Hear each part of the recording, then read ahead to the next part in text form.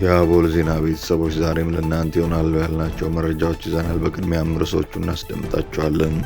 ባለቤቱን ደብድቦና መድኃኒት ሰጥቶ የገደለው ግለሰብ በእስራት ተቀጣም።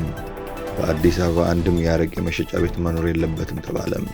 ኢትዮጵያ ከአሜሪካ የገንዘብ ድጋፍ ለማግኘት ውይይት መጀመሩ አልሰማም። ወንዝ የበከሉ ግለሰቦችና ተቋማት ከ2.5 ሚሊዮን ብር በላይ ተቀጡም። ትራምፕ ስለ ህንድ የተሳሳተ መረጃ መስጠታቸው ተገለጸ። እንዲሁም በጋዛ ታጣቂዎች መካከል ስለተፈጠረው ግጭትና ይወሰዳል ስለተባለው እርምጃ እንነግራችኋለን። አብራችሁን ቆዩም።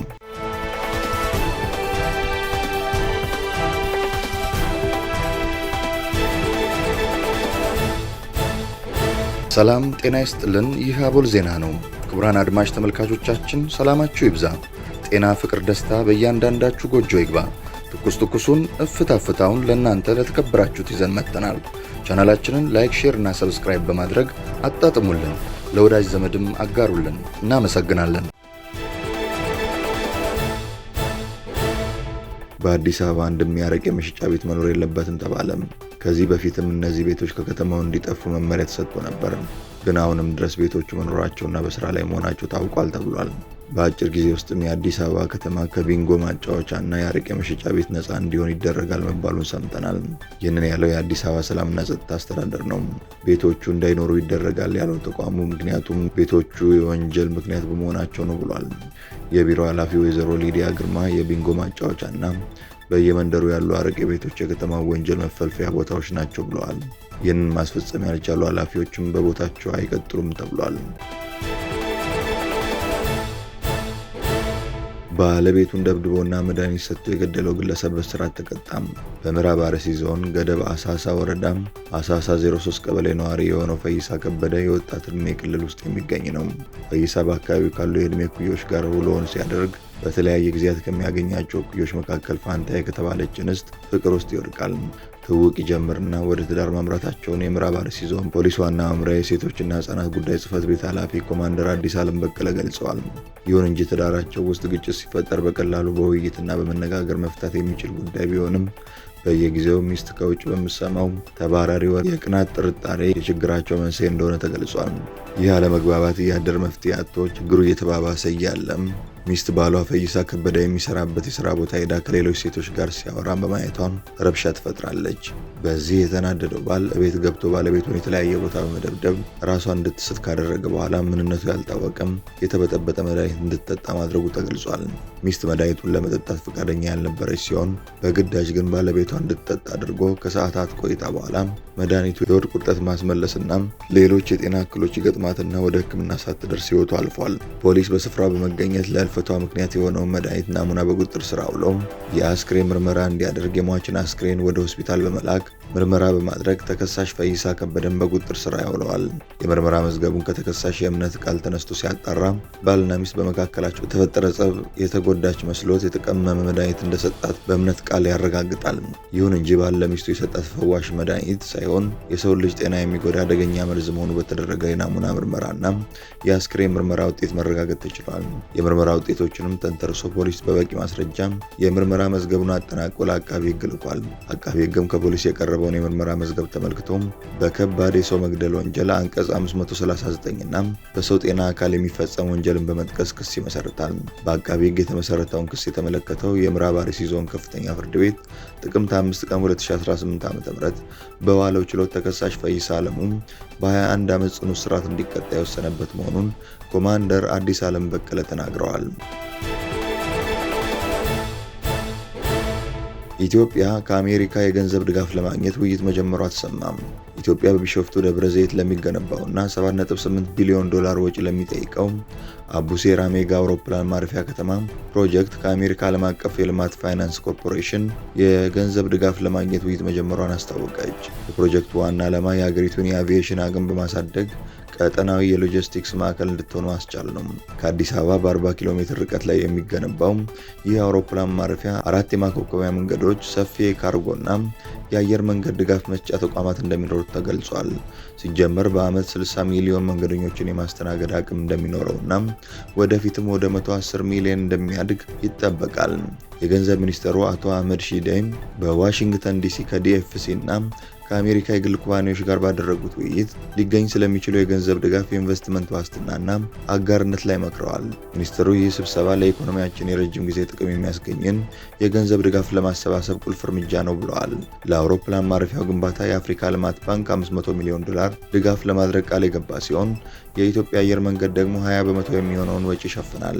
ከዲኤፍሲ ጋር የሚደረገው ውይይት ቀሪውን የገንዘብ ፍላጎት በግሉ ዘርፍና በመንግስት አጋርነት ለመሸፈን ያለመ ነው። የግንባታው የመጀመሪያ ምዕራፍ እንደ አውሮፓውያን አቆጣጠር በ2029 ይጠናቀቃል ተብሎ ይጠበቃል። ወንዝ የበከሉ ግለሰቦችና ተቋማት ከ2.5 ሚሊዮን ብር በላይ ተቀጡ። ወንዞች እና የወንዝ ዳርቻዎችን የበከሉ ድርጅቶችና ግለሰቦች ከ2.5 ሚሊዮን ብር በላይ ተቀጡ። የአዲስ አበባ ከተማ አስተዳደር ደንብ ማስከበር ባለስልጣን የከተማውን ወንዞችና የወንዞች ዳርቻዎች የበከሉ ድርጅቶችና ግለሰቦችን 2,592,000 ብር መቅጣቱን አስታውቋል። በነፋስ ስልክ ላፍቶ ክፍለ ከተማ ኢትዮ ሌዘር ፋብሪካ ኬሚካል ፍሳሽን ወደ ወንዝ በመልቀቅ 800,000 ብር፣ 8 የመኖሪያ ቤቶችና አንድ ድርጅት ያመነጩትን ቆሻሻ ያስወገዱበት መንገድ የወንዞችን ደህንነት ለመጠበቅ የተቀመጠውን ደንብ የተላለፈና የወንዞችን ደህንነት አደጋ ላይ የጣለና ለብክለት የዳረገ በመሆኑ በድምሩ 592,000 ብር ተቀጥተዋል። በተጨማሪም በኮልፌ ቀራኒዮ ክፍለ ከተማ ረጲ ኮንዶሚኒየም እና ግራር ሆቴል ፍሳሽ ቆሻሻን ከወንዝ ጋር በማገናኘታቸው በድምሩ 600,000 ብር፣ በቂርቆስ ክፍለ ከተማ ዲሊዮፖል ኢንተርናሽናል ሆቴል 300,000 ብር ሲቀጣም በጉለሌ ክፍለ ከተማ አቶ ሙሉጌታ መንጋና አቶ ናትናኤል ገበያው የተሰኙ ድርጅቶች 300,000 ብር ተቀጥተዋል። ባለስልጣኑ ከዚህ ቀደም ለህብረተሰቡ የተለያየ ሰፊ የግንዛቤ ማስጨበጫ መድረኮችን እየፈጠረ የመጣ መሆኑ ይታወቃል።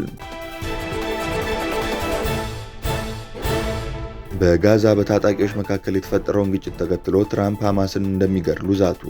የዩናይትድ ስቴትስ ፕሬዝዳንት ዶናልድ ትራምፕ በጋዛ ታጣቂዎችና የእስራኤል ተባባሪ ናቸው በሚሉም ቡድኖች ላይ ሐማስ ማጥቃት ከቀጠለ በእስራኤልና በፍልስጤም ቡድን መካከል የተደረሰውን የተኩስ አቁም በማፍረስ በሐማስ ላይ የሚደርሰውን ጥቃት እንደሚገፉ አስጠንቅቀዋል።